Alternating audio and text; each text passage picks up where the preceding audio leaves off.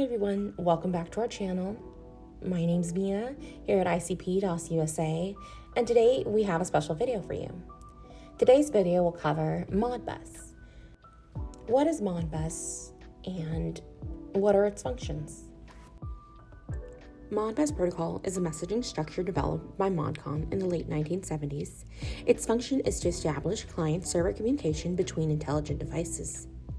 It is the most widely used network protocol in the industrial manufacturing environment. Modbus also allows devices to communicate and exchange data with each other, and with its supervisory control systems like human-machine interfaces and programmable logic controllers, otherwise known as HMIs and PLCs. It has been implemented by hundreds of vendors on thousands of different devices to transfer discrete analog I/O and register data between control devices. Industry analysts have reported over 7 million Modbus nodes in North America and Europe alone. Since Modbus is a communication protocol, it defines a set of rules and conventions for devices to follow when transmitting and receiving data. It specifies how data is formatted, framed, and transmitted over a network. Modbus supports both serial RS-232, RS-485, and Ethernet, TCP, ICP communication variants. This flexibility allows it to work in a variety of scenarios, from simple point-to-point connections to complex industrial networks. In a Modbus network, devices communicate using a server-client architecture. Devices are categorized as either Modbus clients or Modbus servers. Clients request data or actions from servers, and servers respond to those requests. Modbus primarily deals with binary data organized into registers. These registers can hold various types of data, including integers, floating point numbers, and discrete on-off values. Registers are typically addressed using numerical identifiers. Communication in Modbus is based on a simple request-response model. A Modbus client sends a request to a Modbus server, specifying the type of operation, read or write, the starting register address, and the number of registers to read or write. The server processes the request and sends a response containing the requested data or an acknowledgement of the action.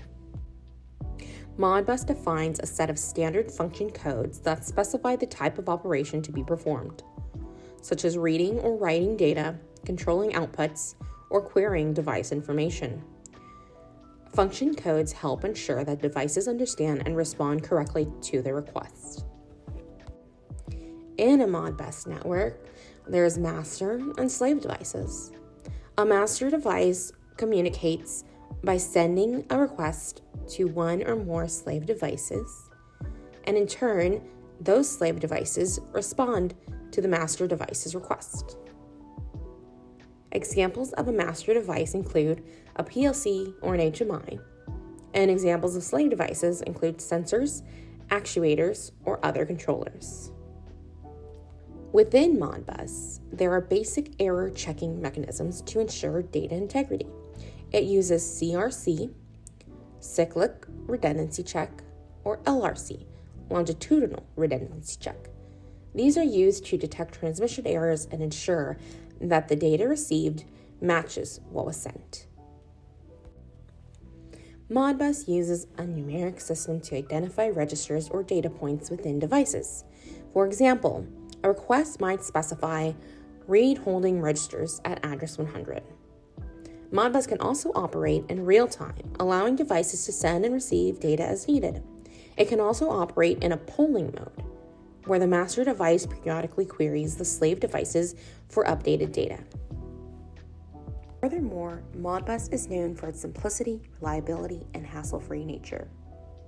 It is an essential communication protocol in numerous industries, and it's had widespread adoption in industrial automation and control systems. Modbus is a key player in assisting to exchange critical data between devices for monitoring, control, and automation purposes.